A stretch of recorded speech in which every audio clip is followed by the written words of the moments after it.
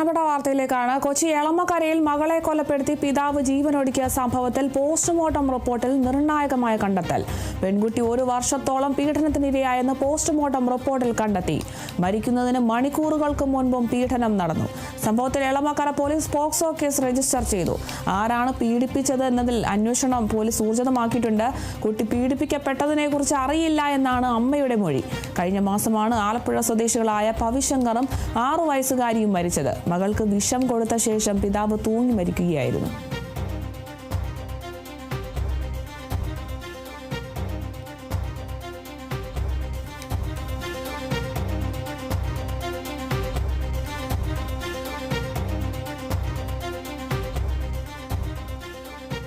ആലപ്പുഴ സ്വദേശികളായ പവിശങ്കറും 6 വയസ്സുകാരിയും മരിച്ച ആ ഒരു സംഭവത്തിൽ ഇപ്പോൾ നിർണായക വിവരങ്ങളാണ് പുറത്തു വന്നിരിക്കുന്നത്.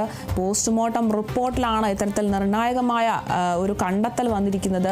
കൊച്ചി എളമക്കരയിൽ നടന്ന ഈ ഒരു സംഭവത്തിൽ പെൺകുട്ടി 1 വർഷത്തോളം പീഡനത്തിനിരയായി എന്നാണ് പോസ്റ്റ്മോർട്ടം റിപ്പോർട്ടിലെ ഏറ്റവും പ്രധാനപ്പെട്ട കണ്ടെത്തൽ.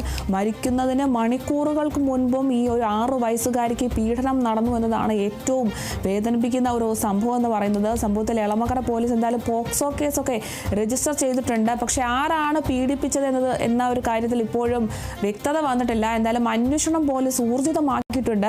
കുട്ടിയെ പീഡിപ്പിക്കപ്പെട്ടതിനെ കുറിച്ച് യാതൊന്നും അറിയില്ല എന്ന് തന്നെയാണ് അമ്മയുടെ മൊഴി. കഴിഞ്ഞ മാസമാണ് ഇത്തരത്തിൽ ആലപ്പുഴ സ്വദേശികളായ പവിശങ്കറും 6 വയസ്സുകാരിയും മരിച്ചത്. മകൾക്ക് വിഷം കൊടുത്ത ശേഷം പിതാവ് തൂങ്ങി മരിക്കുകയായിരുന്നു. എന്തായാലും ഈ ഒരു സംഭവത്തിൽ ഇപ്പോൾ പോസ്റ്റ്മോർട്ടം റിപ്പോർട്ട് വന്നിട്ടുണ്ട്. വലിയ നിർണായകമായ ഒരു കണ്ടെത്തലാണ് ഈ ഒരു പോസ്റ്റ്മോർട്ടം റിപ്പോർട്ടിൽ വന്നിരിക്കുന്നത്. 6 വയസ്സുകാരി 1 വർഷത്തിലേറെയായി പീഡനത്തിനിരയായി എന്നാണ് പോസ്റ്റ്മോർട്ടം റിപ്പോർട്ടിലെ നിർണായകമായ കണ്ടെത്തൽ.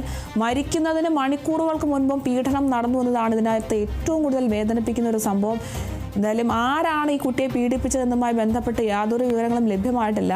അതുമായി ബന്ധപ്പെട്ട് കൂടുതൽ അന്വേഷണം ഊർജിതമാക്കിയിരിക്കുകയാണ് പോലീസ്. എന്തായാലും സംഭവത്തിൽ Elamakkara police POCSO case register ചെയ്ത് അന്വേഷണം ഊർജിതമാക്കിയിട്ടുണ്ട്.